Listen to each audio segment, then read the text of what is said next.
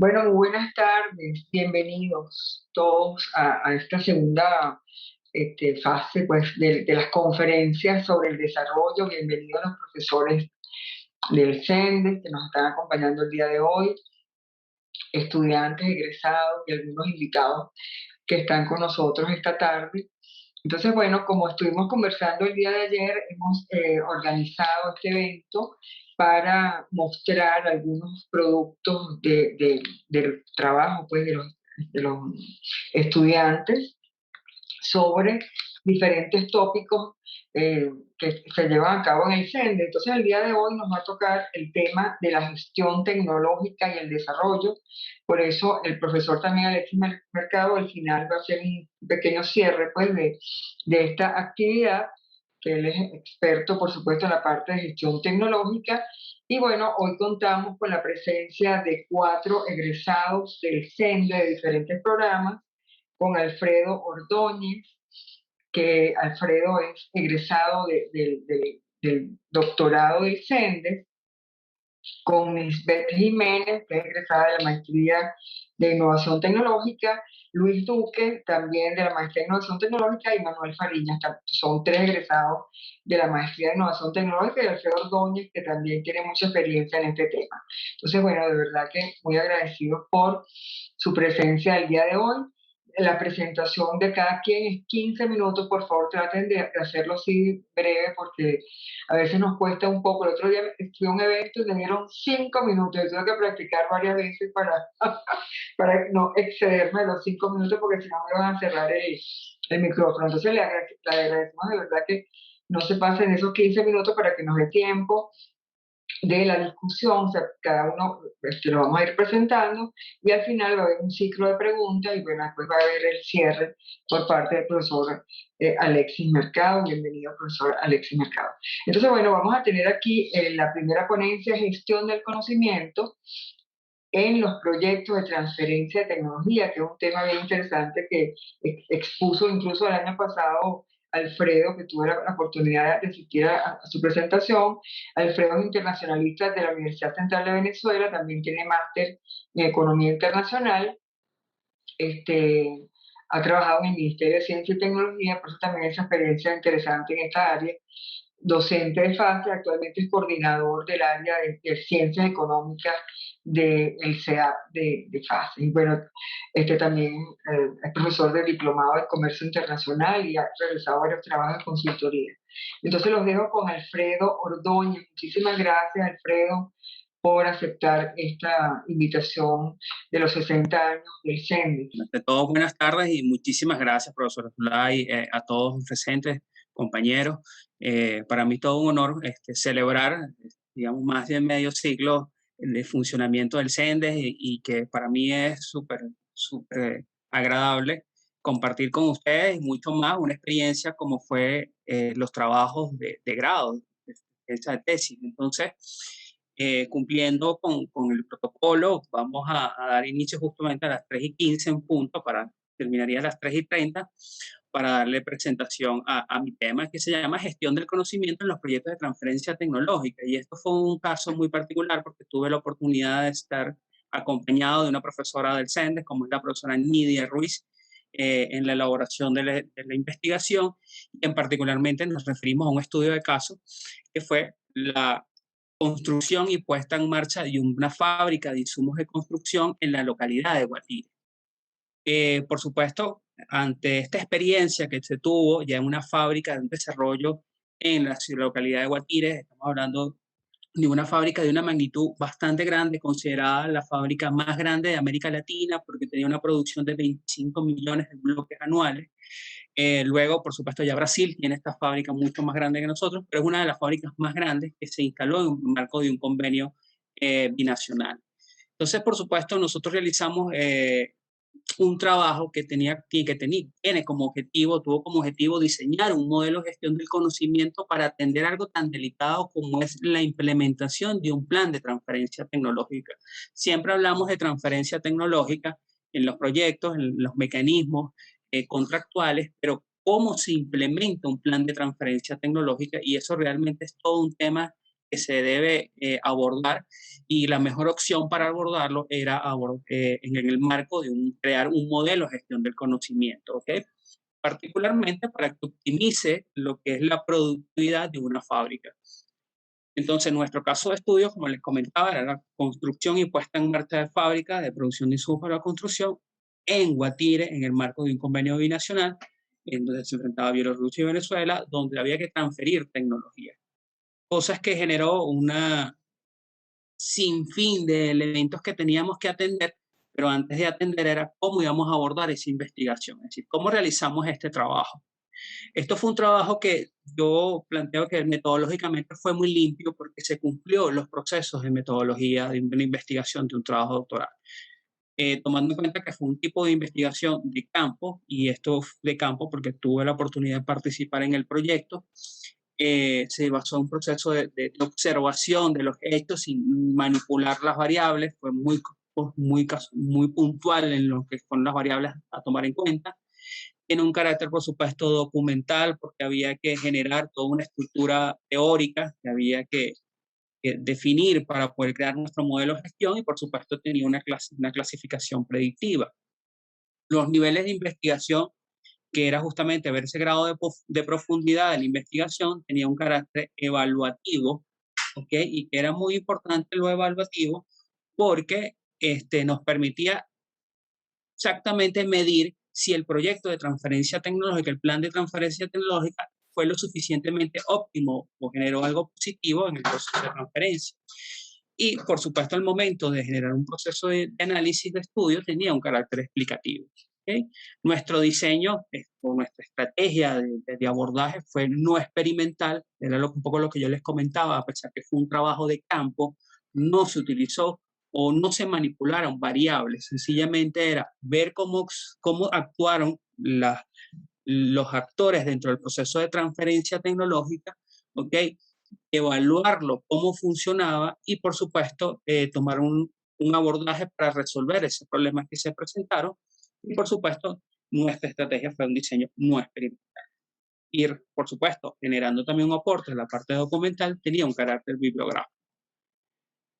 Nuestra modalidad de investigación, por supuesto, se basó en un proyecto factible, es un modelo operativo, porque la idea era desarrollar un modelo de gestión del conocimiento que se pudiera implementar en estos planes de transferencia tecnológica, sobre todo en casos de fábricas, insumos de la construcción, porque casi todas tienen la misma característica, que es la instalación y puesta en marcha de una línea de producción, donde nace de un yacimiento, la extracción del yacimiento y cierra con un producto acabado.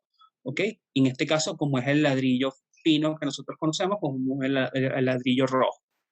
La población, por supuesto, no se realizó tomas de muestra, no era necesaria, era una población finita, que es la cantidad de 110 participantes que entraron en el programa de plan de transferencia tecnológica, donde tuvieron un proceso de formación local dentro de fábrica e internacional, principalmente en Francia, con líneas de producción parecidas a este caso. Y, por supuesto, desde el abordaje interno metodológico, pues cumplimos con nuestro proceso de fichaje, análisis documental, el subrayado, el resumen, que nos permitió generar varias líneas de investigación. Puedo comentarles que en cada asignatura que se vio en el doctorado se realizó un trabajo relacionado exclusivamente sobre mi trabajo de investigación. Eso me permitió avanzar muchísimo en el trabajo final, para justamente lograr el objetivo final, que era desarrollar la tesis. Y uno de esos puntos, de varios, pero el que más me enfoco, que fue el más importante, fue el seminario de desarrollo que estuvo a cargo en ese momento el profesor Carlos Macreño, donde se hizo una invitación a varios profesores en este proceso, y eso me permitió evaluar la diversidad de escuelas de pensamientos que que han evolucionado puntualmente en cuanto a las teorías del desarrollo, pero llevándolo a un punto más micro, que era la teoría de la organización. Cuando nosotros abordamos la teoría de la organización, nos damos cuenta que cuando analizamos desde la teoría clásica, la organización como máquina, la misma está sustentada en las teorías de las relaciones económicas internacionales, como es la escuela clásica. Y esto, por supuesto, fue evolucionando conforme puntualmente a lo que fue la escuela austriaca, donde parte de la escuela austríaca cierra con la que es la teoría económica evolutiva, y ahí es donde partimos desde la concepción de Schumpeter, donde las mejoras, o las pequeñas mejoras en los procesos productivos, pues nos generarían resultados, valor agregado en los procesos de producción, y eso, por supuesto, recae en la nueva teoría del comercio internacional sobre la organización como cerebro, ya fundamentado en algo conductual, visto desde el punto de vista económico, y la teoría como cultura. Y al final cerramos, justamente ya a finales de la década de los 90, con que la teoría del desarrollo, que se planteó en dos grandes brechas, recordemos que post una guerra mundial, se ve el desarrollo de dos formas. Uno, mirado a los países que están en vías de desarrollo y que necesitan desarrollo, tanto que las Naciones Unidas crean la Comisión Económica para América Latina, la Comisión Económica para Asia, la Comisión Económica para África, para ayudar a estos países a lograr un mejor nivel de desarrollo, pero el resto de los países que salieron victoriosos, por decirlo así, después de la Segunda Guerra Mundial, tuvieron un mejor escenario dentro del proceso productivo y una mayor fuerza, lo que les permitió tener un proceso de organización de cambio en sus estructuras productivas, que por supuesto en el caso venezolano es muy particular porque en Venezuela siempre apareció el petróleo y adquirir tecnología, comprarlo. Por lo tanto, la gran mayoría de nuestras líneas de producción, si nos damos cuenta, análisis de nuestras fábricas, son maquinaria importada. Es decir, nosotros adquiríamos tecnologías, las comprábamos, aprendíamos a manejar y utilizarlo bajo un proyecto de mano, podríamos decirlo de esta manera, y nos funcionaba muy bien. Y así nace también nuestra industria petrolera. Pero uno de los aspectos fundamentales que abarca este esquema es que el enfoque de las relaciones económicas internacionales, por supuesto, evoluciona con el cambio de una economía estática a dinámica y por ende de las organizaciones. Y cuando uno toma en cuenta este aspecto, es lógico comprender de que las organizaciones funcionan a base de lo que es el paradigma económico que se va desarrollando, y podríamos entender por qué los países desarrollados con mayor nivel de productividad tienen ese plus de su productividad, mientras que los países en vías desarrollados no lo tienen. El caso venezolano se vio así. Y ustedes miran, ¿y qué tiene que ver esto con la fábrica? Y es que justamente cuando nosotros analizamos el problema tecnológico, nos damos cuenta que estamos acostumbrados, por decirlo de esta manera, creo que lo es, a la tecnología, prepararnos para ella, pero no trabajar en base a un proceso organizativo. De tal manera que nos obligó a nosotros, desarrollar dentro de nuestros resultados, generar un mecanismo, un modelo de gestión que no es más que los pasos a seguir para cumplir un proceso de transferencia tecnológica. Y eso abordaba desde el principio lo que era desarrollar un proyecto tecnológico enmarcado en la inteligencia comercial y tecnológica, donde entender las capacidades nacionales y las capacidades internacionales. ¿Cuál es la visión y enfoque con la que se busca esa tecnología? Y por supuesto analizar el entorno en el cual se va a desarrollar este proyecto. Eso nos permitiría tomar en cuenta, por supuesto, en base al entorno, ver cuáles son los niveles de competitividad que queremos, el nivel comercial o el intercambio comercial que podríamos desarrollar, pero sobre todo hacia dónde va a apuntar la tecnología. Por eso es que es fundamental dentro de este tipo de esquemas de gestión tecnológica es que la organización crea su propia tecnología, maneje su propia información y de no tenerla, por supuesto, abordar, a buscar ese know-how. Pero esa tecnología, por supuesto, pasa por un proceso de identificar, conocer, por supuesto, la tecnología, a quién la tiene, para luego generar una relación de alianza. Podrán entender un poco desde mi enfoque como licenciado en estudios internacionales, como internacionalista, es que las relaciones económicas internacionales nos permiten obtener esa tecnología que necesitamos, pero la misma tiene que estar sustentada en un mecanismo claro del cómo se debe obtener. Y esto se genera porque cuando el proyecto al cual casos de estudios, pues se genera una gran cantidad de dificultades digamos, de una forma desordenada de cómo adquirir la tecnología foránea y tratar de incorporarla. Cuando uno entiende que ese tipo de mecanismo se genera, pues se pierde competitividad, se pierde conocimiento y se pierde planificación. Es por ello que la clave, el corazón del modelo de gestión toma en cuenta la competitividad, el acceso al conocimiento y la planificación estratégica, que es un punto fundamental en todo proceso. Al tenerlo en cuenta, por supuesto, la transferencia tecnológica, desde el punto de vista técnico, pues estamos hablando de implementar un reglamento tecnológico, que es el marco conceptual y normativo de un proceso en sí, de una línea de producción, y cómo se aborda el proceso de capacitación e intercambio cultural. ¿Por qué la capacitación e intercambio cultural? Porque más allá de la simple capacitación, también las idiosincrasias culturales en cuanto al manejo cultural influye en los procesos de transferencia tecnológica. Les puedo hacer un simple comentario, era la empresa foránea ofrecía dentro de su staff de jefes de producción, un tecnólogo, y para el caso venezolano los tecnólogos no existían, era como algo muy distinto, porque como en una fábrica puede existir un tecnólogo, pero resulta que en fábricas en Francia el tecnólogo es el hombre clave en cualquier proceso de producción porque es el que conoce no solamente el reglamento tecnológico, sino las soluciones técnicas del proyecto. El otro elemento que por supuesto nosotros abordamos en nuestro enfoque es el acompañamiento tecnológico. El acompañamiento tecnológico permite no solamente garantizar que lo anterior se cumpla, sino también desarrollar capacidades, crear valor y en eso mismo, por supuesto, innovar como resultado final al cual queremos cumplir en el proceso de transferencia tecnológica. Este elemento, lo que es desarrollar capacidades, tal vez es uno de los puntos más delicados con los que me encuentro, porque eh, desarrollar capacidades no solamente es un tema de tener el know-how, sino también de capacidad de tener una independencia en el proceso productivo de la línea. Eso, por supuesto, nos generó crear todo un modelo de gestión donde uno de los grandes resultados que podemos generar, un gran aporte que se puede generar es el enfoque integrado. Y el enfoque integrado no es más que un mecanismo al cual yo denominé octágono o el octágono de la gestión del conocimiento para la transferencia tecnológica, que no es más que son todos aquellos procesos por etapas. Cada una de las etapas son medibles, ¿ok? Para el cumplimiento y la efectividad de la implementación de un plan de transferencia tecnológica.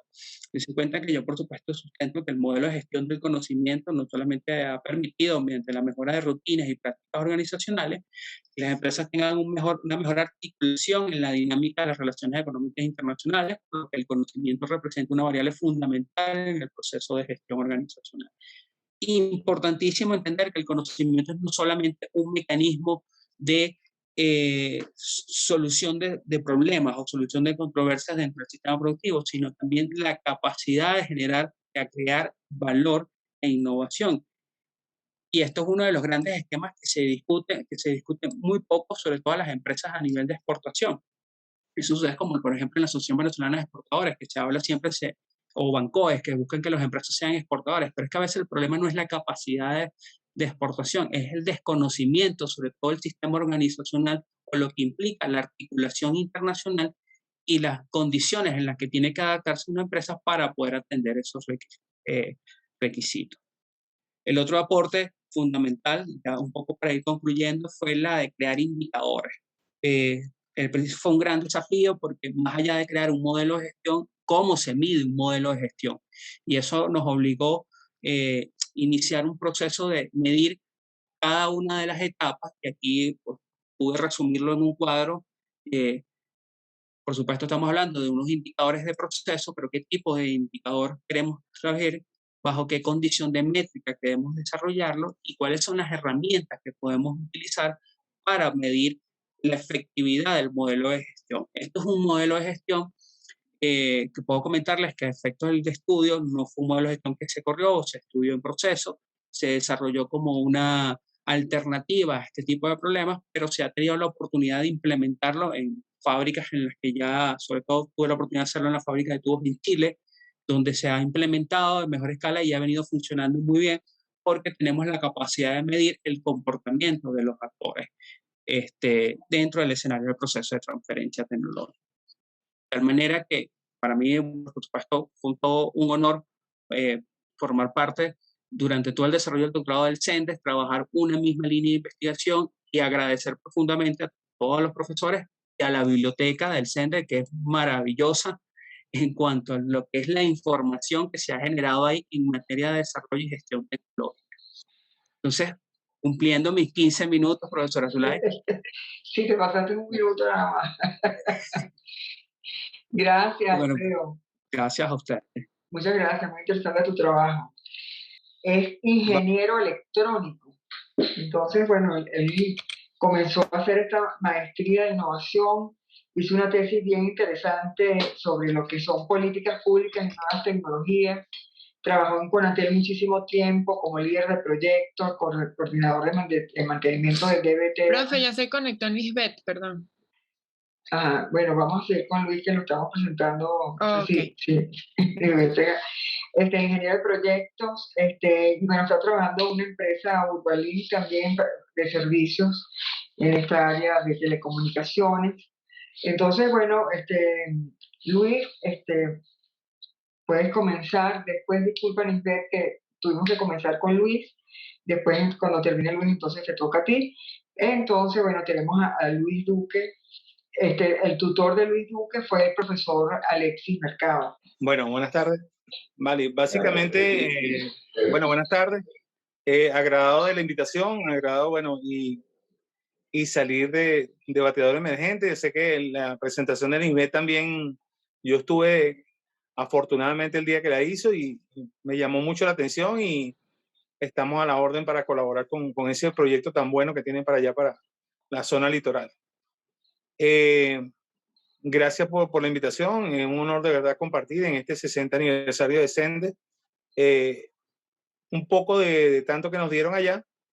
El pequeño aporte que se hizo en el marco del reto que significó meter la parte de ingeniería y la parte de nuevas tecnologías en el contexto de las políticas públicas, como debería ser, pero como es tan poco frecuente observarlo aquí en Venezuela. Para el momento del desarrollo de esta investigación, bueno, era un momento de desarrollo bien importante, porque en el 2007, 2008, 2009 se dieron unos avances enormes en cuanto al desarrollo de proyectos en Venezuela por parte del gobierno, del Estado mismo, para la inversión del Estado.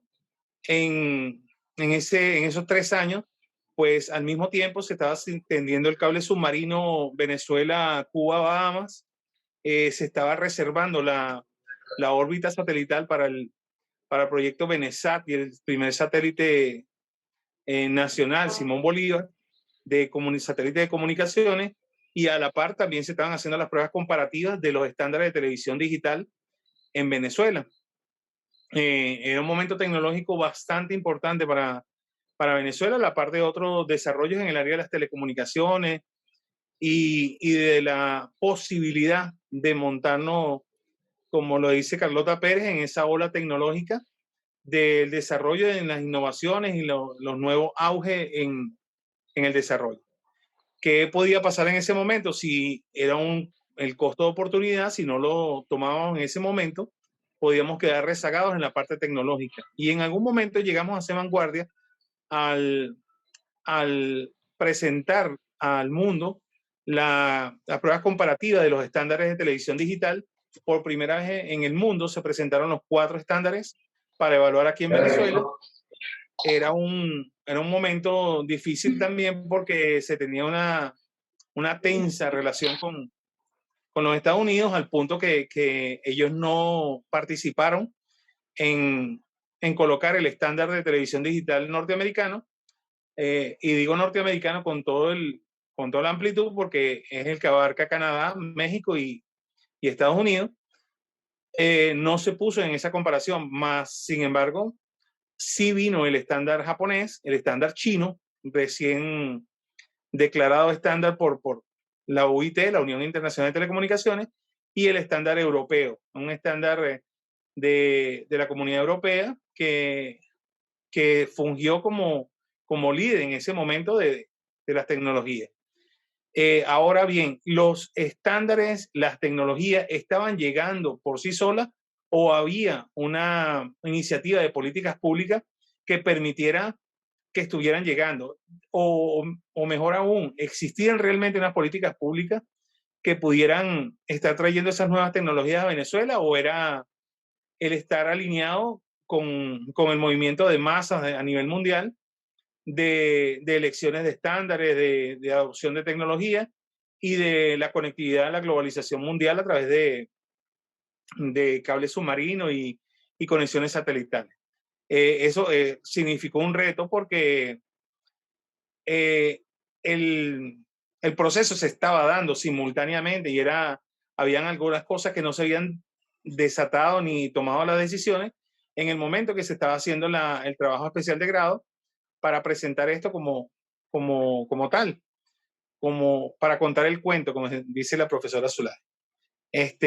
Más allá de esto, nos permitió iniciar esta investigación. ¿Cómo se inicia? En la página siguiente podemos ver en la metodología que también significó a mi entender, en mi papel de ingeniero como de Conatel y líder del proyecto de televisión digital en Venezuela, separar objetivamente la parte técnica y la parte de políticas públicas que estaba aprendiendo. Todo el mundo decía que para mí sería sencillo ahí en Sendes. La recopilación de la información, la discriminación de información que era sensible y confidencial, también llegó a significar un difícil proceso en esta metodología de investigación, porque no toda la información era pública, la información, alguna parte era muy sensible, alguna parte era estratégicamente sensible, y estaba en el proceso de tomar decisiones del estándar que se iba a elegir para el resto de nuestra historia, porque ya no hay, aunque se había presentado una decisión reversible en Argentina, eso había costado mucho dinero y no queríamos cometer ese mismo error. Entonces teníamos que elegir uno que cotejara la parte económica, la parte técnica, la parte de desarrollo, la parte de industrialización, innovación y la participación de Venezuela, no como meros espectadores e implantadores de una tecnología existente, sino como partícipes, protagonistas y líderes incluso de vanguardia en ese proceso. ¿Qué justificaba esta investigación? Que era un buen momento para hacerla, que era necesario dirigirlo mediante políticas públicas y que era importante identificarlo como una política de desarrollo irreversible, como lo digo. Las entrevistas a los principales actores fueron también difíciles porque no todo el mundo quería aparecer en público, no todo el mundo quería presentar una declaración y eran de grandes protagonistas en diversas áreas, ciencia y tecnología, líderes de los ministerios, viceministerios, organismos públicos que no tenían una vocería oficial en cuanto a eso, sino que se regían bajo una decisión de gabinete. Así que lo que les planteamos fue eso, queremos revisar las políticas públicas existentes para la implantación de la televisión digital en Venezuela y queremos saber si podemos contribuir con esa construcción o corrección o prospección de las políticas públicas para eso en la creación de una hoja de ruta del despliegue que sea beneficioso para esa tecnología.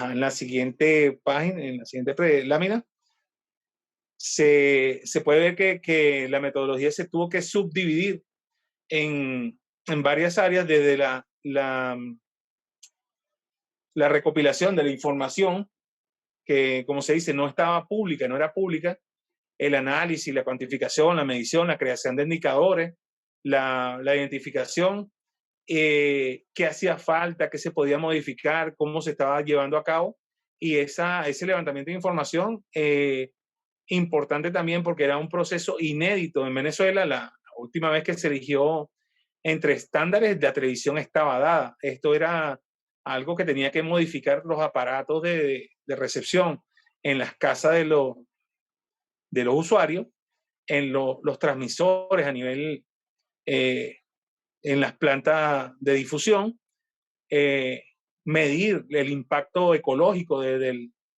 la existencia de una plataforma analógica, una plataforma digital al mismo tiempo.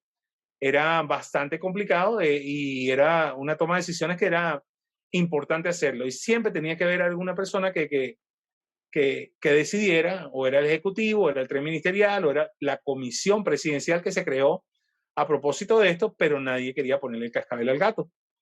En este contexto, la comparación internacional, la tendencia hacia donde fueran otros países, también era importante. Brasil había elegido su estándar, Argentina había elegido el estándar, y no existía otro país también. Entonces, en ese momento era importante que Venezuela eligiera, porque donde se fuera a Venezuela también podría arrastrar el resto de la región. Estábamos en la vanguardia en la elaboración de los protocolos de prueba y en la realización de pruebas tecnológicas también en campo de comparación de los estándares. Fue bien interesante por esta recopilación de información y lo sensible que era esa información y confidencial. En la siguiente página, bueno, podemos ver que como resumen o más bien de los resultados que puedan haber elegido esto, bueno, había que identificar los escenarios actuales en el momento de la investigación. ¿Qué se estaba dando? Las pruebas habían sido hechas, algunos países habían elegido, otros estaban a la espera. ¿Cómo era la planificación de la implementación de la televisión digital en Venezuela? Estaba regida bajo un simple plan de implementación de algo existente, o existían políticas públicas que estuviesen orientadas al mejor aprovechamiento de la tecnología, la innovación, el desarrollo y la industrialización.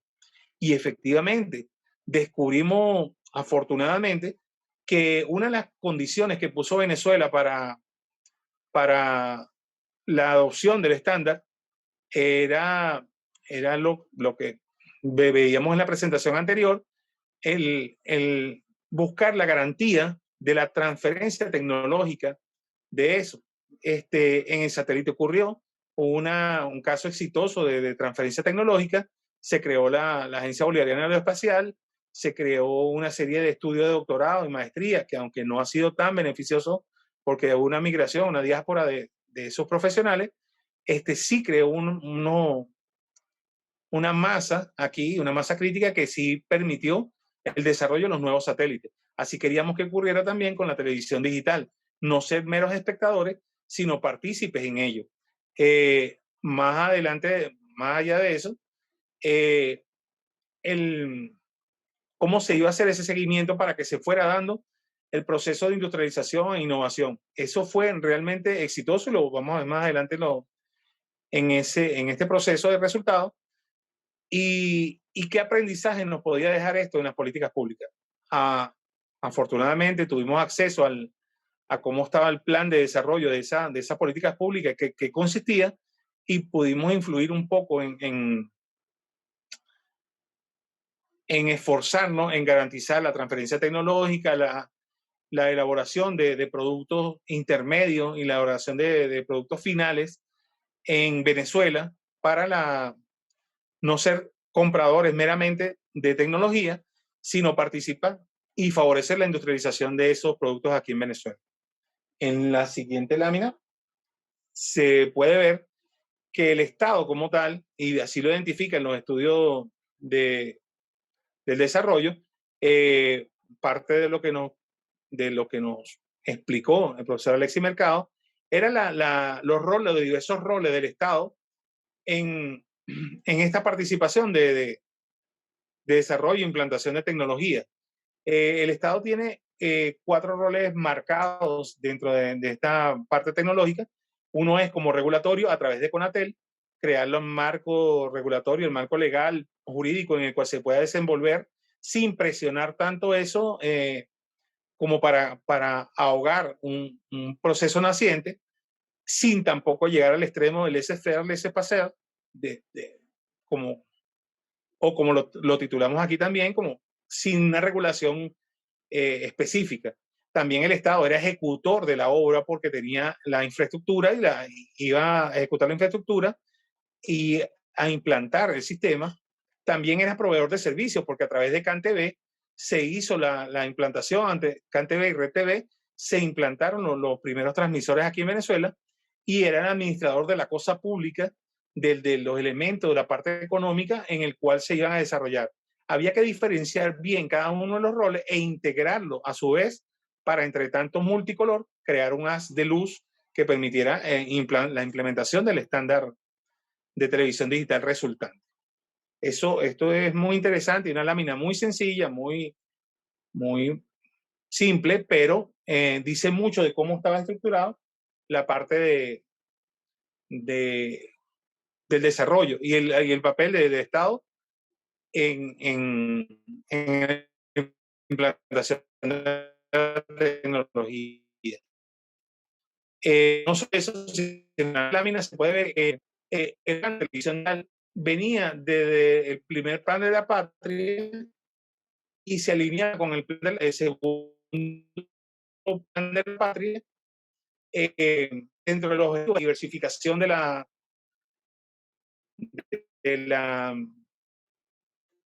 modalidades de trabajo, de los ingresos, la de geopolítica internacional, de un deber de hacerlo. Más allá de eso, en medio de la creación, de la implantación de la televisión digital, se dio el hecho de que el plan se vuelve una ley. Y cuando no se cumple una ley, es un delito. Entonces, el no cumplir el desarrollo de esto llegaba a ser un delito también. Se puso algo más complejo y algo más severo en que ya no era un plan de políticas públicas, sino que había un deber de cumplir este desarrollo, esta implementación y garantizarlo de la mejor manera.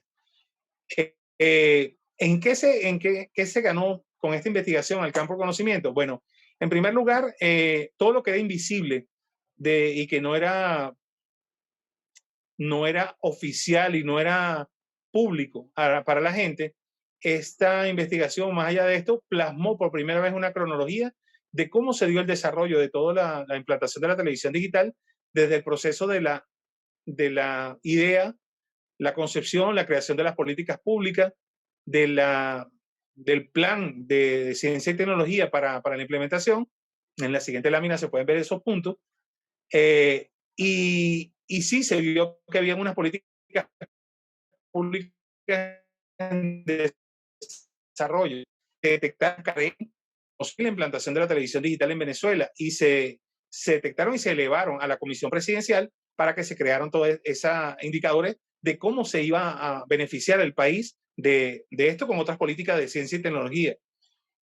Se planteó un plan prospectivo para mejor aprovechamiento, para la participación de esto, y en la siguiente lámina podemos observar que ese aprovechamiento de esta ola tecnológica no pasó en vano aquí en Venezuela, aunque no se ha hecho público, aunque no ha tenido trascendencia.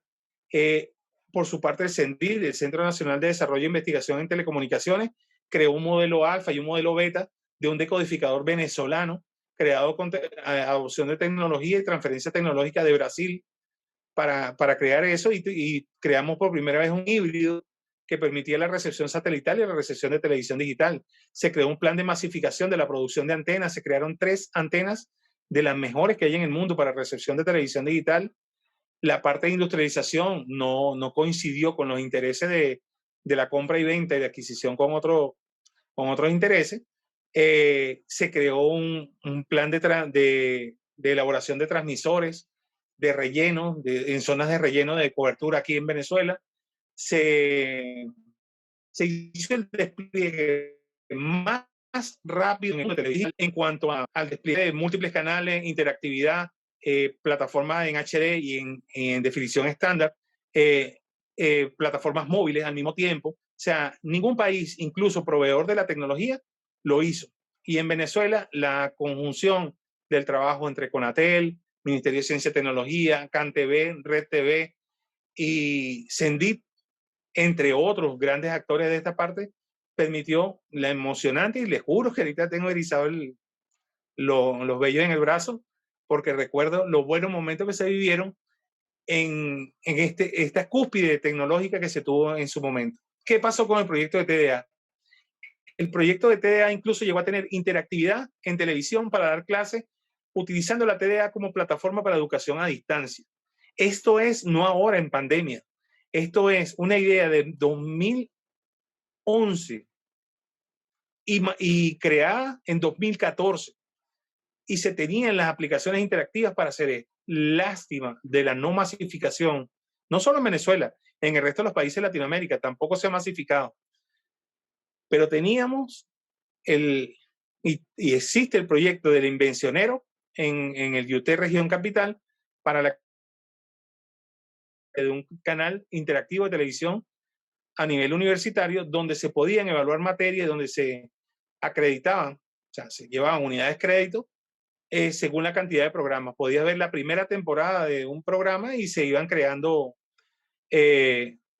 la unidad, se va acreditando la experiencia, los saberes, y se le entregaba al participante el certificado de aprobación a distancia sobre la televisión digital. Lamentablemente, no, diversas circunstancias, cosas que hay que corregir, llevó a que no se diera esta situación. Así que cuando empezaron a crear estos canales para educación y cada casa es una escuela, cada familia una escuela, algo así, ya teníamos 8 años de eso, de haberlo hecho. Muchas gracias de verdad por esta oportunidad. Un poquito más excedido de tiempo por el delay que hubo, pero agradezco mucho la oportunidad porque me lleva a revivir esos momentos de investigación, de presentación de este trabajo que para mí fue un gran honor compartir con todo el CENDE, especialmente la profesora Zulay Poggi y el profesor Alexis Mercado, entre tantos profesionales que contribuyeron con mi formación, no solo como profesional, sino como persona también, y agradezco eso. Buenas tardes. Gracias a la profesora Zulay por la invitación y a todos los presentes. En este momento, bueno, voy a presentar lo que fue mi trabajo de maestría titulado Instrumentos de la Política Pública para la Asimilación de las Tecnologías de la Información y Comunicación, caso Infocentro. Si bien es cierto que los infocentros tienen un conglomerado de fundamentación legal, paseándose desde lo que establece la Constitución de la República Bolivariana de Venezuela, así como los distintos decretos, como el 825, el 3390, e incluso la misma Ley Orgánica de Ciencia, Tecnología e Innovación. Es importante destacar que para ello le antecede el 9º Plan de la Nación del año 95-1998, el cual fue denominado un proyecto de país. Y dentro de este capítulo establece que la construcción de una economía competitiva, y para ello, dentro de lo que es la parte de la política tecnológica, incluye el programa de cabinas de acceso público, que antecede a los infocentros, iniciándose en 2 centros pilotos localizados en 2 bibliotecas del área metropolitana de Caracas. Al igual, sobre los planes trienales del Consejo Venezolano de Investigaciones Científicas y Tecnológicas, anteriormente CONICIT, en el cual también se proporcionaba a todos los estratos sociales el acceso a las tecnologías de información y comunicación, creando en ese año, en el año 1996 específicamente, los centros comunitarios con computadoras e internet, llamado para ese entonces cabinas públicas. Ahora bien, el objetivo principal de esta investigación fue analizar el impacto de los infocentros como instrumento de la política pública del Estado venezolano para la asimilación de las tecnologías de información y comunicación en las comunidades de la parroquia Caruao del Estado Vargas durante el periodo 2002-2015.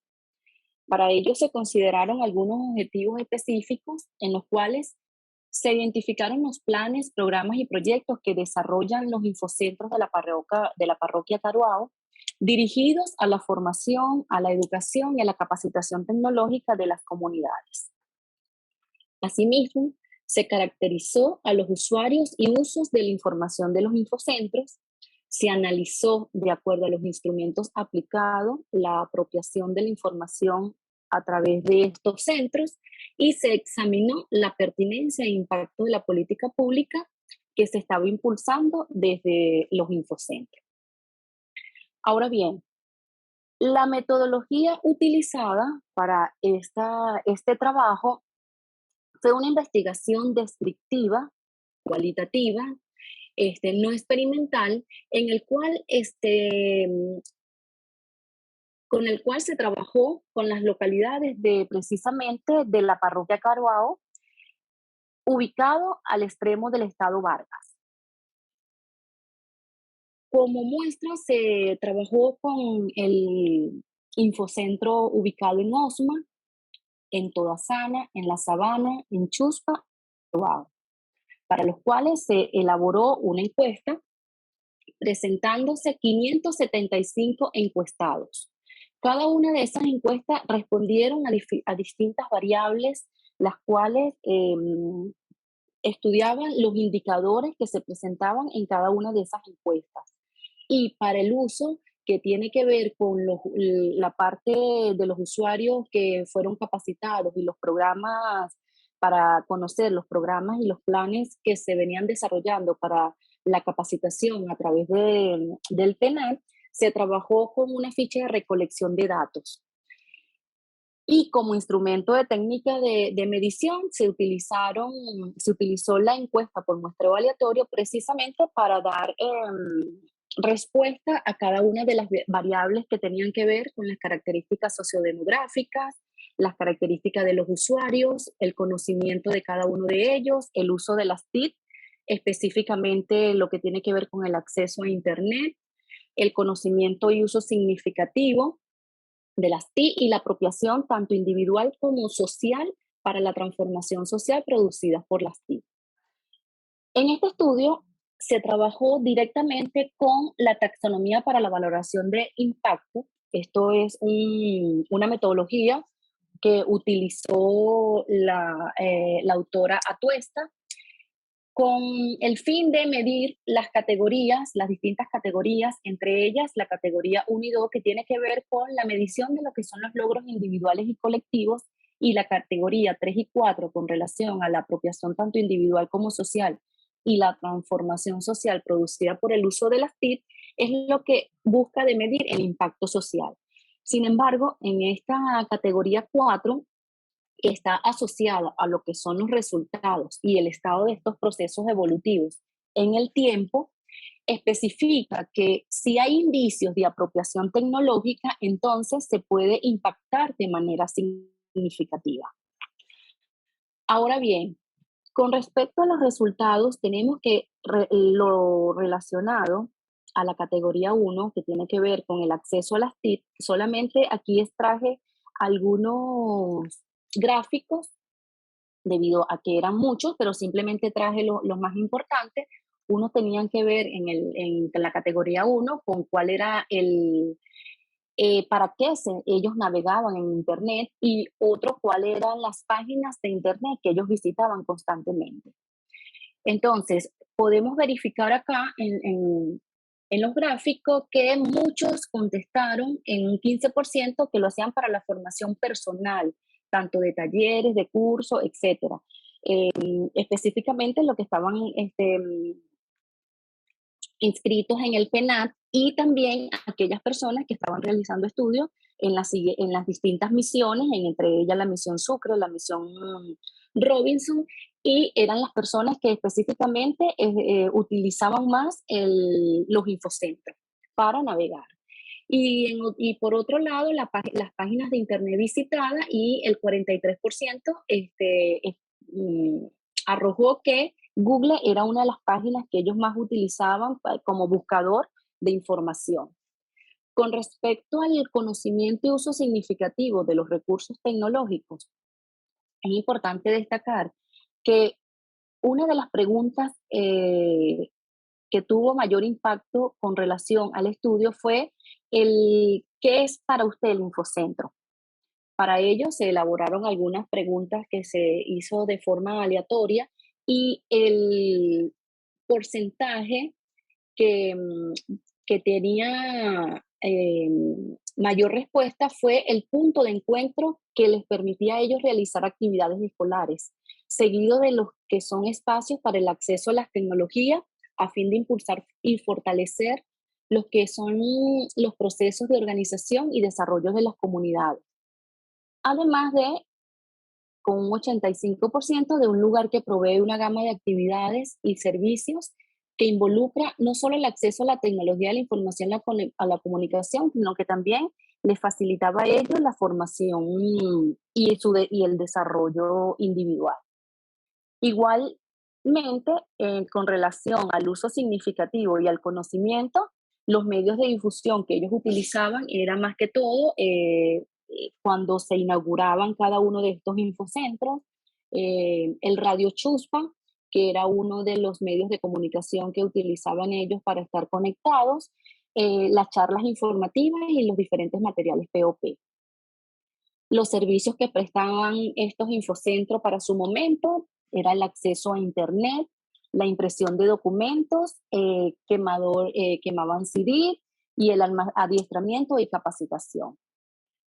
Por otro lado, tenemos que lo relacionado a la categoría 3, apropiación individual y social de las TIC, hay uno de los gráficos que responde a la pregunta ¿en qué ha contribuido el Infocentro para el desarrollo de su comunidad? La gran mayoría de ellos respondían que era importante para la fluidez de la comunicación, para la incorporación de esas tecnologías, la fluidez de la información, del flujo de información y como participación tanto de la política pública como de participación social. Por otro lado, ¿en qué ha contribuido el Infocentro para su desarrollo personal? La gran mayoría respondió que el Infocentro había influido de forma para hacer las tareas escolares, para obtener una formación educativa, otros para obtener conocimiento, conocer y manejar las distintas herramientas de Internet. Ahora bien, ¿qué ventaja ofrece conocer y usar estas tecnologías? Sobre que las utilizaban porque facilita la comunicación,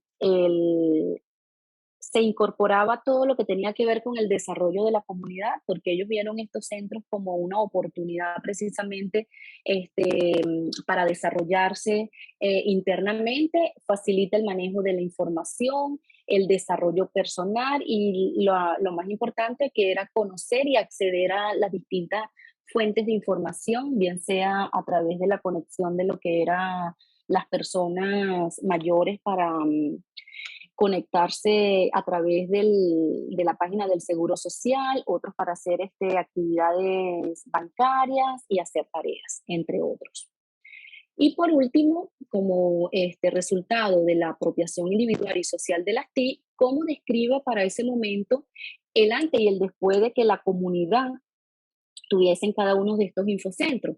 Entonces, ellos hablan de que anteriormente costaba estar informado, además de eso, de estar informado, estar comunicado, vivían en penumbras. Entonces, esas fueron unas respuestas básicas con relación a cómo estaba su comunidad antes y después de la incorporación de los infocentros.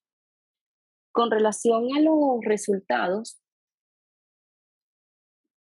la categoría 4, transformación social producida por el uso de las TIC, hay varios porcentajes, entre ellos podemos nombrar que el 69% usan las TIC para la formación, es decir, a través del Programa Nacional de Alfabetización Tecnológica. Otro 50% utilizan las TIC para establecer contactos con personas relacionadas con el quehacer del individuo, así como con un grupo social.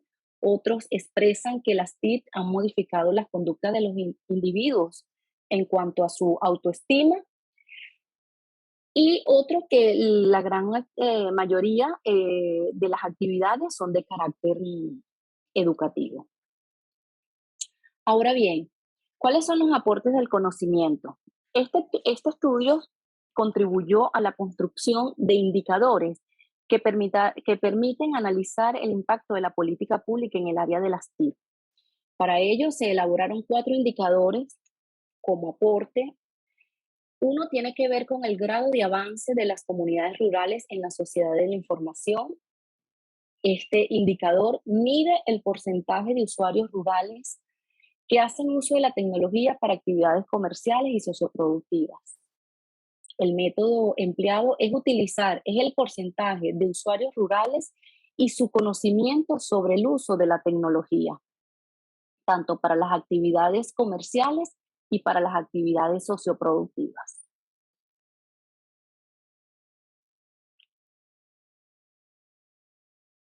Por otro lado, tenemos el indicador gestión de información y conocimiento, específicamente en zonas rurales, ya que es un indicador de eficacia y determina en zonas rurales cómo se utiliza la gestión de información y conocimiento. El siguiente indicador tiene que ver con el grado de penetración de gobierno electrónico, que es la representación del conocimiento de la población rural sobre el gobierno electrónico. Y por último, tenemos el aporte relacionado a lo que es el grado de inclusión, que mide el porcentaje de la población que conoce los aspectos tecnológicos de la información y el conocimiento, cada uno con diferentes aplicaciones y alcance. Ahora bien, con respecto a la conclusión, como se dijo anteriormente, y de acuerdo a lo explicado en la categoría 4 de la taxonomía de valoración de impacto propuesto por Atuesta, el trabajo que se hizo fue un trabajo que valió la pena, porque fue un trabajo de esfuerzo, sobre todo para el traslado, sobre todo para reunir a las personas.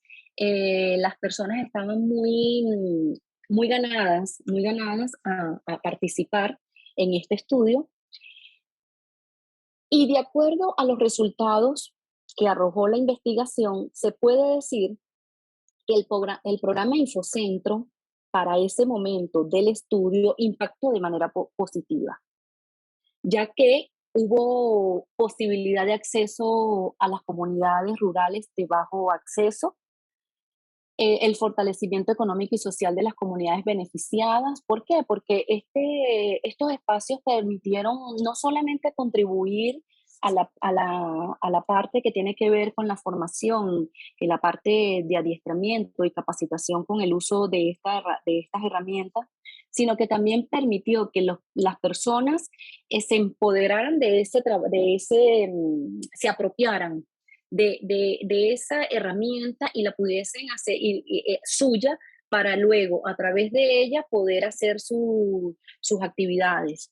Si bien es cierto que habían personas que únicamente iban a los infocentros, a estos espacios, para únicamente hacer tareas escolares, porque de hecho se presenció que sobre todo en el de OSMA, llegaban los niños después que salían del colegio a que se les prestaran estas computadoras, e incluso los facilitadores les ayudaba a la realización de las tareas dirigidas, a la realización de trabajos de investigación para los colegios y los estudiantes de las misiones, pero también fue importante porque a través de estos infocentros, estas personas tenían acceso a la banca electrónica, e incluso hubo personas que cuando se les encuestó y estuvimos hablando, e incluso a través de la observación, pudimos verificar que llevaban estadísticas y llevaban las cuentas de los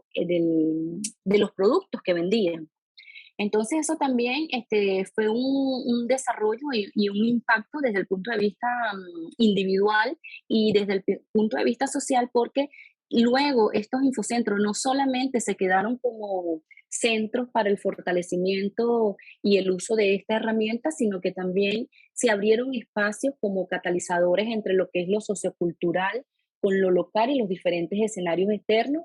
Además, estaban constantemente relacionados unos con otros porque había una interacción entre los diferentes actores, tanto de la comunidad como de presencia política, y la promoción de la apropiación social y la pertinencia para la solución de problemas, entre otros. Es decir, que muchas veces se utilizaban estos sitios de encuentro para resolver problemas de la comunidad, para tener acceso a las diferentes herramientas que se pueden obtener a través de Internet. Y ellos sintieron, bueno, fue lo que pude apreciar en la parte de la observación y cuando estaba en la recolección de datos, es que ellos prácticamente se apropiaron de este programa. Entonces, más allá de ello, es importante destacar que quizás estas políticas públicas que precisamente están dirigidas a fortalecer y a contribuir para el desarrollo, específicamente dentro de lo que es la disminución quizás de lo que es la brecha digital y de la incorporación de estos actores, precisamente porque son en zonas rurales, quizás este tipo de programas va más orientado a estas zonas, porque son quienes realmente hacen un uso eficiente de estos espacios. Muchísimas gracias, Lisbeth, por esa información. No sé si, Eloisa, ya estás con el profesor Fariñas. Sí, profe, estoy esperando que usted me dé la orden. Perfecto, sí, ya puedes colocar la presentación. El profesor Manuel Fariñas nos va a hablar del instituto donde él trabaja, Instituto Universitario de Tecnología, doctor Federico Rivero Palacios, que hizo un trabajo de vinculación universidad-comunidad, y el tutor de su trabajo fue el profesor Alexis Mercado. Muchísimas gracias, Manuel, por estar con nosotros, a pesar de estamos hablando de gestión tecnológica con ese profesor Alexis y tenemos todos problemas tecnológicos para estar aquí. Pero bueno, qué bueno que nos pueda acompañar. Muchísimas gracias, Manuel. Profe, disculpe, no veo al profesor Manuel. No, es que él no está, él te llamó por teléfono. No, él no me ha llamado. Ah, un momento, vamos a verificar acá. Es que no, él va a exponer por... Terminé rápido. Sí, sí. Ya un segundito entonces.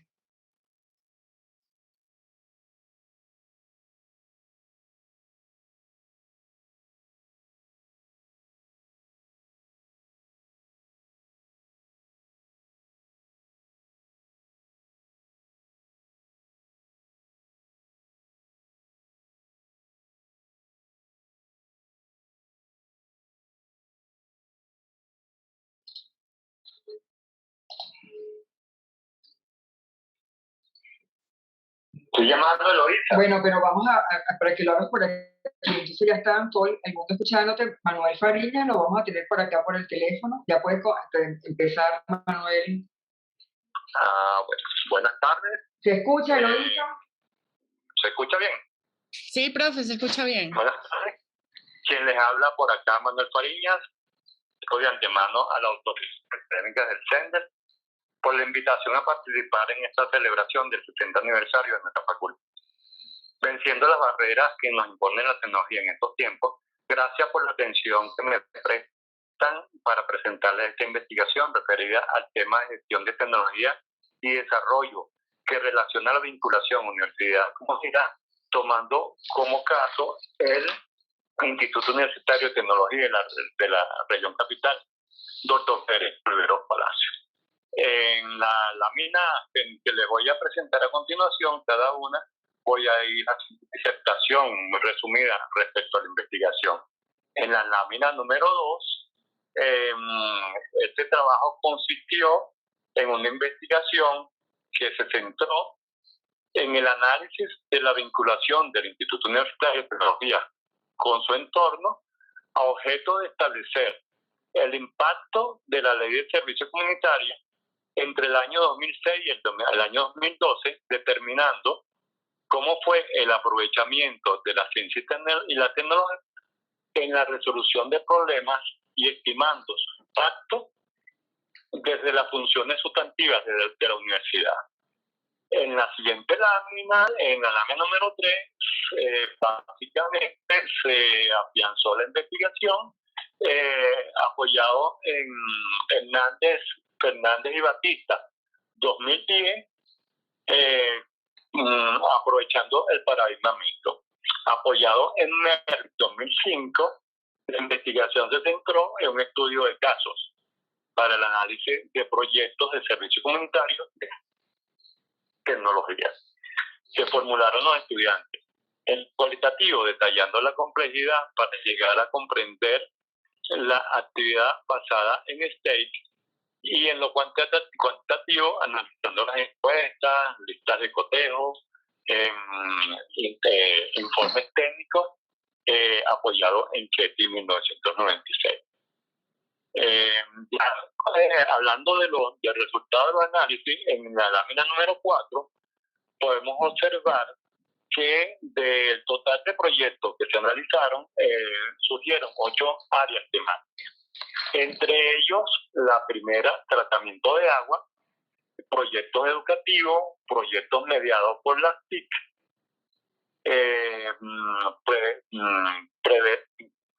prevención de contaminación, proyectos de mecánica, proyectos de electricidad, desarrollo tecnológico y agricultura comunitaria. De esta lámina resalta el hecho de que entre tratamiento de aguas, proyectos educativos y proyectos mediados por las TIC se concentra el 70% de los proyectos.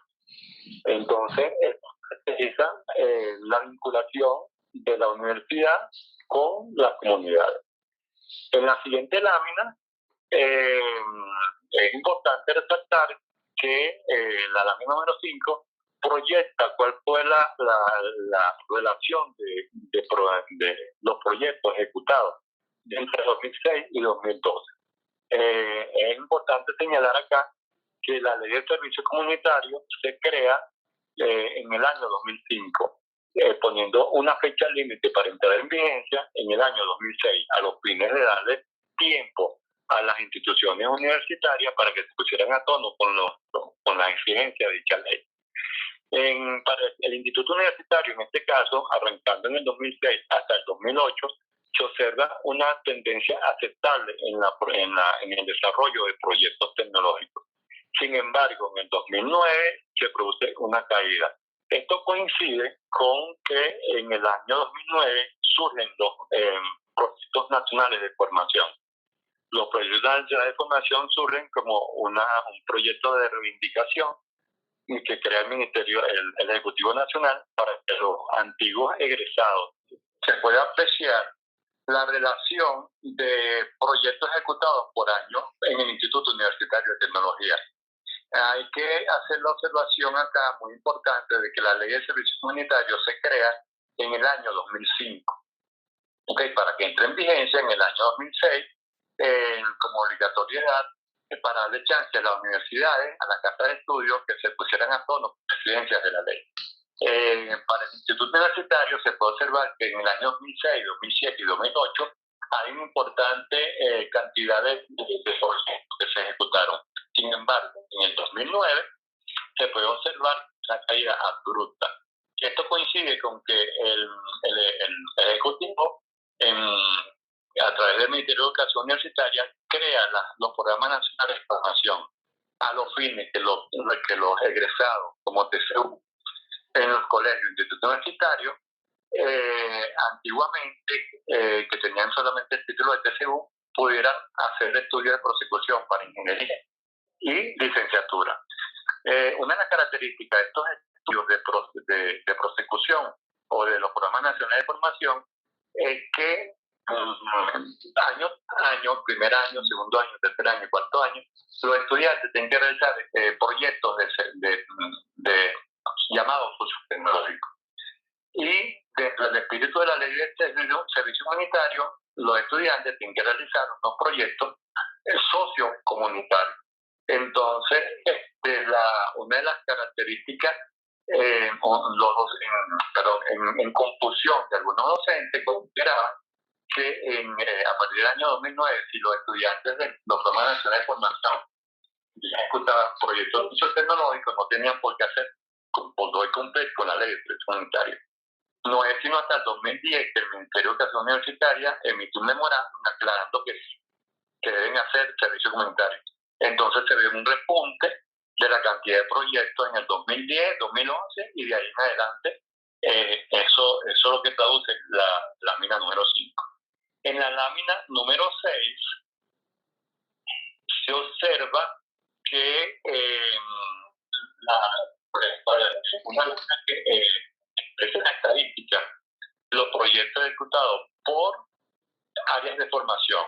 Así tenemos, por ejemplo, ciencia química, electricidad, mecánica, procesos químicos, construcción civil, informática y algoritmos. En el caso de ciencias químicas, electricidad, mecánica, procesos químicos, construcción civil, es donde se concentra la mayor cantidad de proyectos desarrollados que tienen que ver con el área de ciencia y tecnología. Esto se puede considerar como un sesgo que se establece en el proceso de la educación. Lo que también caracteriza la vinculación, el hecho de que en ciencias químicas y electricidad es donde se concentran el 65% de los proyectos realizados durante esos años de servicio comunitario. Lámina número 7, por favor. Se observa una relación de una estadística ante una pregunta, una consulta que se le hizo a los usuarios finales del servicio comunitario. Allí se le pregunta, ¿los proyectos comunitarios trajeron beneficios a la comunidad? Siendo positivos, se puede apreciar que una gran cantidad de respuestas son afirmativas, agregando que un buen porcentaje ante la consulta en esta lámina número 7 se puede apreciar que las instituciones públicas también son beneficiarios en un importante número del servicio comunitario. No solamente es la comunidad, sino también son las instituciones públicas. Ya para pasar esta lámina, la lámina 8, ¿okay? Y apoyados entonces en la teoría que nos ofrece el manual de Frascati 2006, él establece que a la hora de clasificar el personal de investigación y desarrollo pueden utilizarse dos criterios. El más común es nos dicta la clasificación por ocupación en un cargo, y el otro es el nivel de titulación formal del personal de investigación y desarrollo.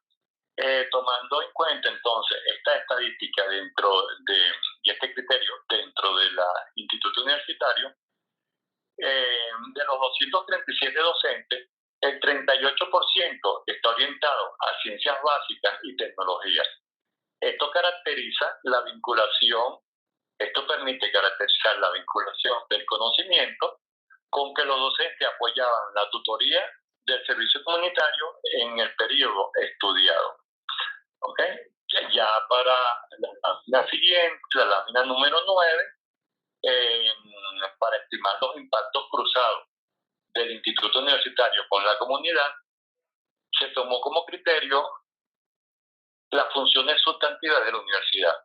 Es el caso entonces que con respecto a la función de docencia y analizando la metodología, se puede considerar que es aprendizaje de servicio en la transmisión de conocimiento fuera del ámbito formal académico. Los proyectos son factibles con integración del conocimiento popular y científico, y los aportes se consideran un impacto positivo porque posibilita el intercambio de saberes. Desde la función de la investigación, función sustantiva de la investigación, la metodología aplicada es investigación, acción, participación. Los proyectos son de diagnóstico porque permiten conocer la realidad como un espacio de aprendizaje. Y los aportes también se consideran impacto positivo porque favorece la creación de líneas de investigación. Ahora bien, desde el punto de vista de la función de extensión, la metodología es una aproximación comunitaria y resolución de problemas.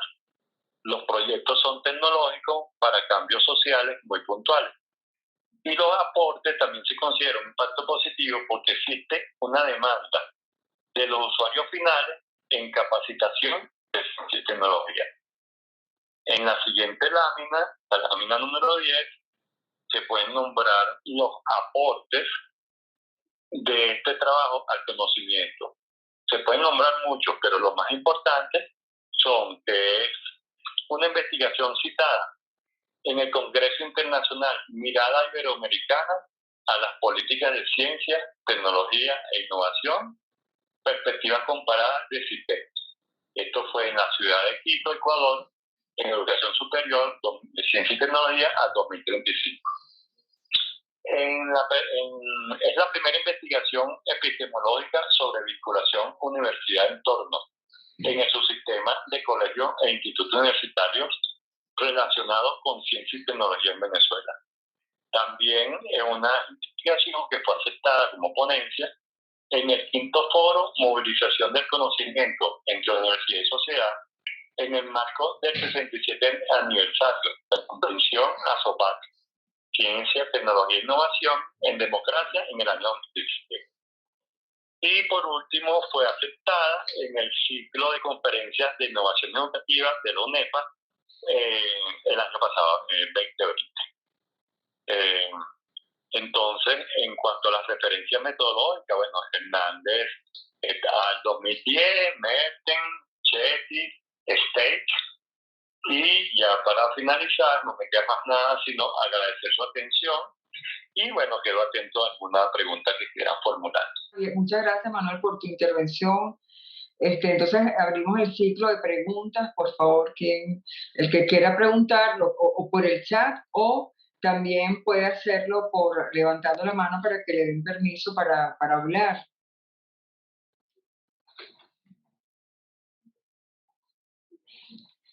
Nadie tiene preguntas, todo muy claro. No sé si bueno, el profesor Alexis Mercado, para concluir, si mientras él está hablando, al finalizar, el profesor Alexis, si alguien quiere hacer una pregunta, también podríamos hacerlo de esta manera. Sí, Alexis, te escuchamos. Ok, bueno, Mientras el profesor Alexis habla, ¿alguna pregunta que tengan ustedes?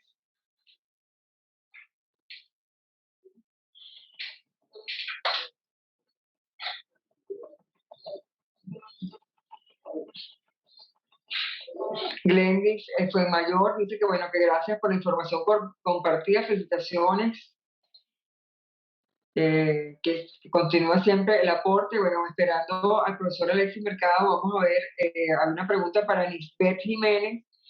¿Cuál es el estado actual después de los infocentros y cuál crees tú que puede ser el impacto en este momento? Si ha cambiado con relación al estudio que tú realizaste, no sé si Lisbeth sigue aquí con nosotros. ¿Aló? ¿Sí? ¿Se escucha? Sí, se escucha, mientras la profesora Alexis. Sí. Bueno, con respecto al estudio, este fue un estudio que se elaboró entre el año 2002 y el año 2015 y fue presentado ante el CENDES en el 2017. Sin embargo, para la actualidad, ya, como se dijo anteriormente, se tuvo que incluir el Infocentro Malcolm porque ya estaba recién inaugurado. Sin embargo, hasta la fecha y de acuerdo a lo que arroja la información de las páginas web, que muchas veces no hay suficiente información y a veces con esa suficiente información y que no está actualizada, hay una información relacionada a lo que son datos abiertos en Venezuela y hasta la fecha, aparentemente, digo aparentemente porque también está el tema de no ir físicamente y hacer el seguimiento con relación a ello, sino que quedó como para hacer este estudio a futuro.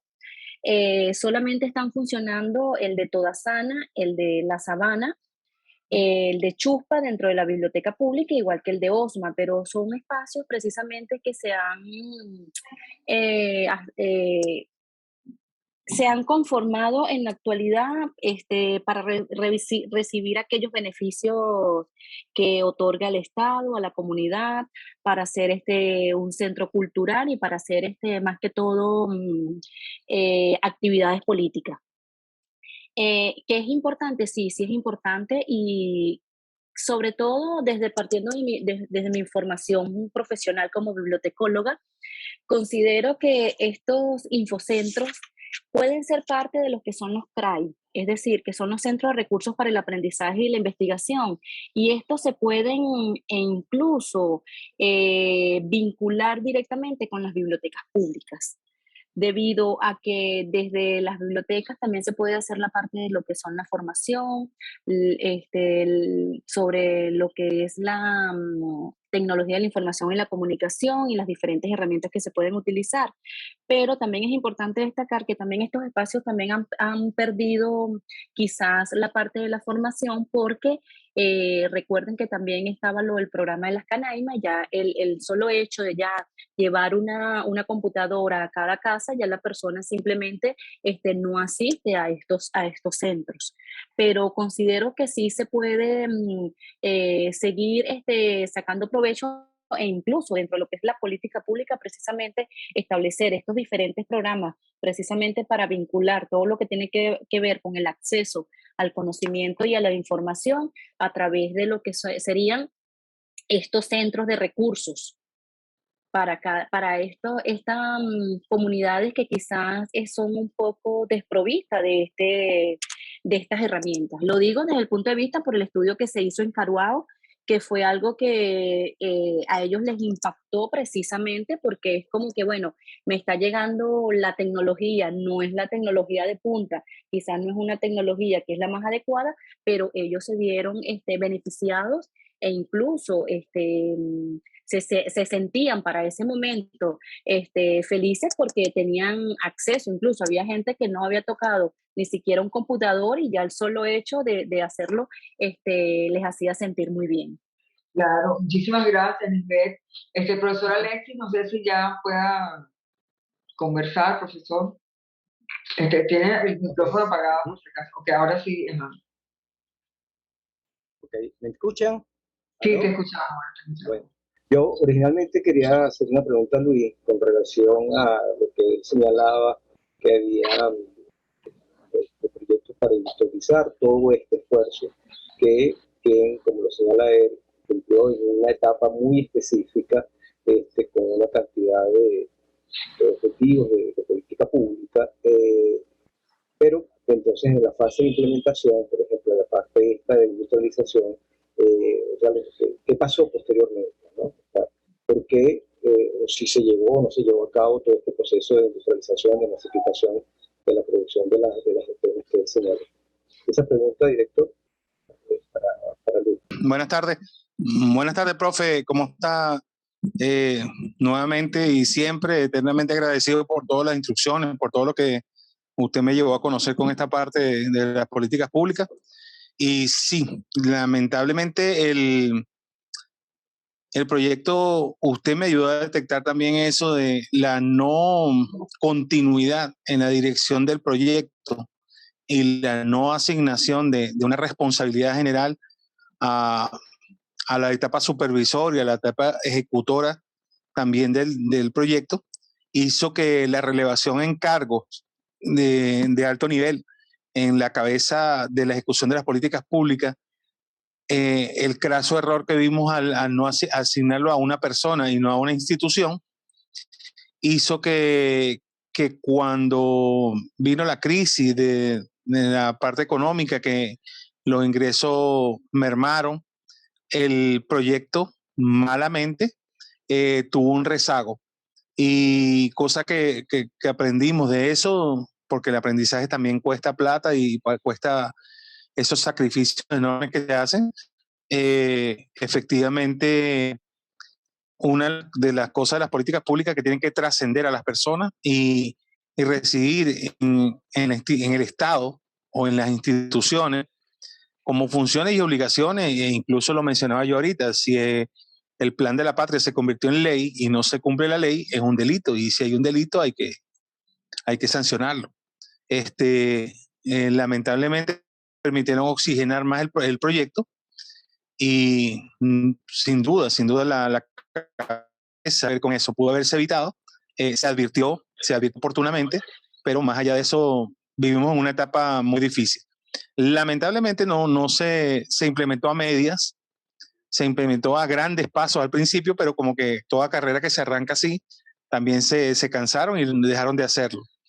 El proyecto sigue ahí, siguen 29 sitios de repetición con 4 sistemas de transmisión de 17 canales en cada uno, programaciones en cada uno de esos esos transmisores y se tiene una buena penetración en cuanto a población, más no superficie en Venezuela. O sea, sabemos que la densidad demográfica está en la zona costera y cordillera y costera de Venezuela, más no así en el resto del país, no es uniforme. Sin embargo, llega a más de un 50%, pero al no tener los decodificadores, al no haber unas políticas de adquisición, de construcción, de fabricación, de ensamblaje de esos decodificadores aquí en Venezuela, ya ahí se pierde todo. La elaboración de contenido interactivo, multimedia, y el empuje de eso, tristemente, usted creo que nos contaba la vez pasada, bueno, en clase, cuando China, en medio de la hambruna, recortó presupuesto en otras cosas, en otras áreas, excepto en ciencia y tecnología. Y al final se dio que tenían razón. Cuando aquí las cosas se pusieron difíciles, lo primero que se recortó, y bien lo dice Marcelino Cereijido en su libro La ignorancia de vida, que también usted nos recomendó, precisamente el gobierno que se basa, que ayuda a la ciencia y la tecnología, está destinado a fracaso, pero el gobierno que se basa en la ciencia y la tecnología está condenado al éxito. Lamentablemente aquí el sobrante o el exceso que se le daba a la ciencia y la tecnología para esos proyectos cesó, y con ello se vino abajo un montón de proyectos. Fíjese, no hubo relevo de satélite Simón Bolívar, el cable submarino no tuvo conexión en los extremos, no trascendió de ahí, y la televisión digital se pausó. Grandes proyectos y detenidos por el no seguimiento y la no planificación y la no rectificación de las políticas públicas, sin duda. Bueno, muchísimas gracias, Luis. Profesor Alexis, entonces, para el cierre del evento. Ok, bueno, gracias. Bueno, mejor dicho, escuchando las cuatro presentaciones. ¿Te puedes acercar un poco más, Alexis? Que se oye? Sí, escuchando las cuatro presentaciones, ¿no? Logra, digamos, ver elementos que son fundamentales en este ámbito, ¿no? En el caso de la presentación de Alfredo, la importancia que las instituciones manejen la gestión tecnológica, ¿no? Y fíjense que es muy importante el tema de la gestión del conocimiento. Incluso yo quería traer a colación algo que discutimos también la semana pasada cuando hicimos nuestro seminario que presentamos el proyecto de ingeniería, porque justamente la gestión del conocimiento constituye una de las variables clave de ruptura del sistema, ¿no? Y entonces que tiene que ser tratada con muchísimo cuidado para que haya un efectivo avance, digamos, del sistema en torno a la recuperación de la disciplina.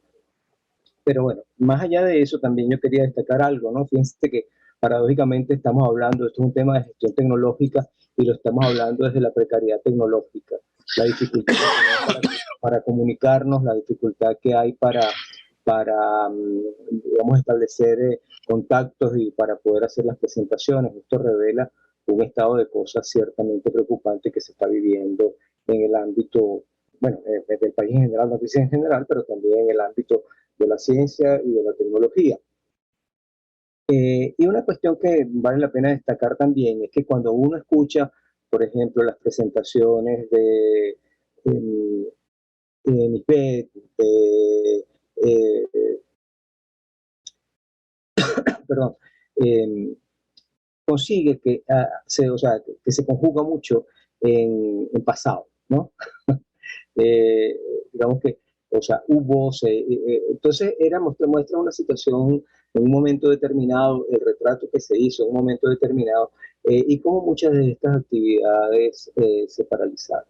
Y obviamente tiene que ver con el problema, digamos, que hubo en el caso específico de la ciencia y la tecnología, de una importante desinstitucionalización del Sistema Nacional de Ciencia, Tecnología e Innovación. Bueno, obviamente el mejor ejemplo es esto que vivimos en las universidades, pero que también es notorio en las instituciones que son las responsables de elaborar los planes y las políticas en ciencia y tecnología.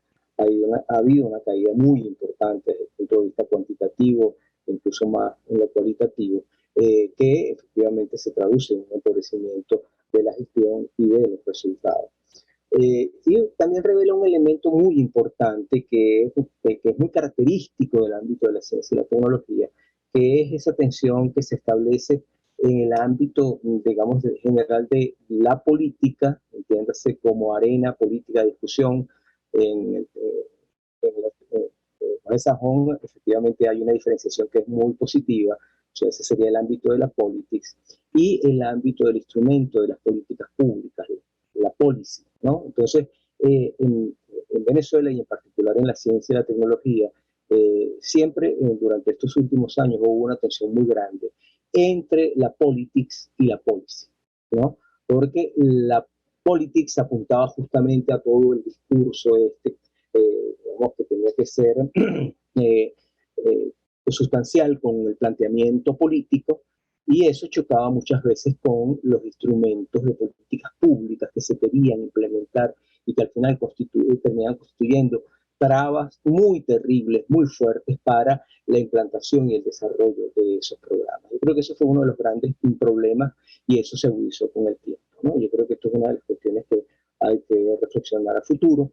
El problema justamente que se revela en términos de esas orientaciones, grandes orientaciones, en términos de la policy, influenciadas mucho por la visión política, desde el punto de vista más de objetivos, de ideología, entre comillas, y lo que debe ser un plan sostenido de ciencia y tecnología. Fíjense que, por ejemplo, una de las características positivas que se tuvo en la primera etapa del ministerio fue que se elaboró un plan de ciencia y tecnología en 2005 con un alcance de 25 años, el plan 2005-2030, y sin embargo, en el año 2008 ese plan estaba muerto. Estaba muerto porque los cambios políticos que se generaron al interno, ¿no?, del propio ministerio invalidaron y literalmente sepultaron ese plan que justamente, si una característica y una virtud tenía, era que tenía esa visión a largo plazo en la cual se planteaba el mantenimiento de muchas de las políticas, entiéndase, de los instrumentos de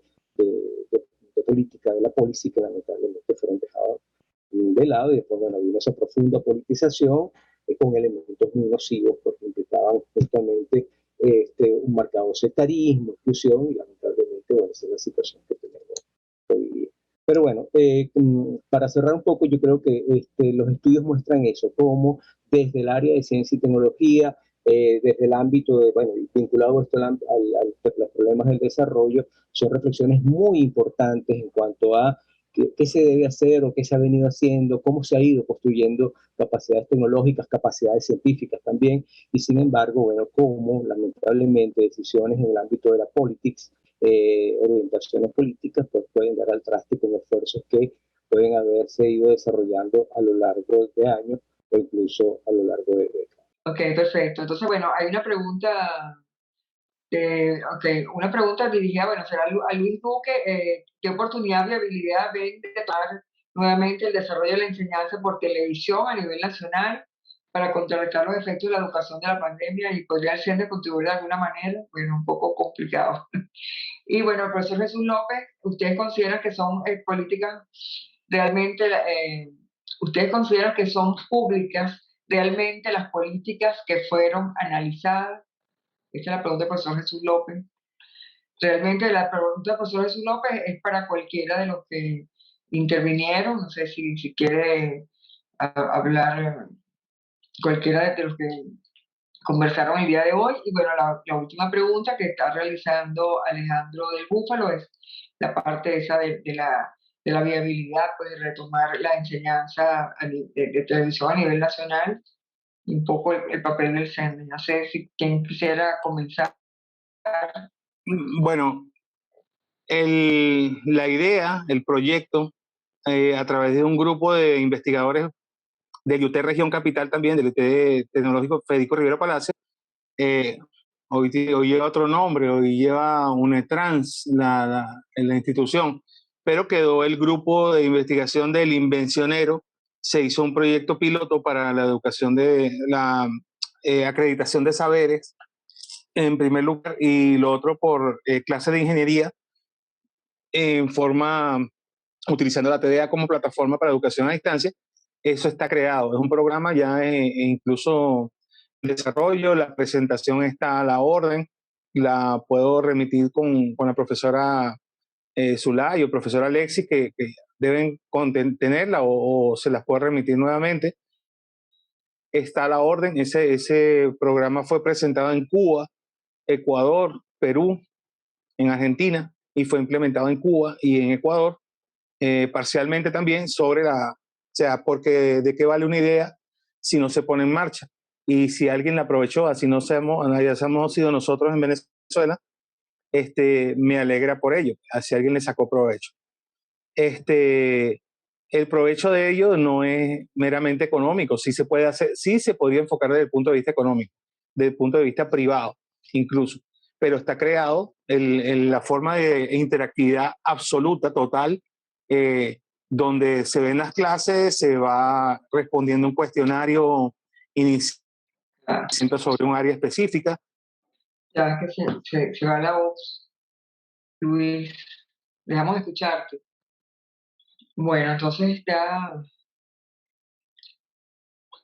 no te escuchamos más lo que dijiste. Bueno, entonces los esperamos mañana. Muchísimas gracias de verdad por su participación el día de hoy. Gracias a todos por estar con nosotros. Hasta mañana, entonces. Gracias.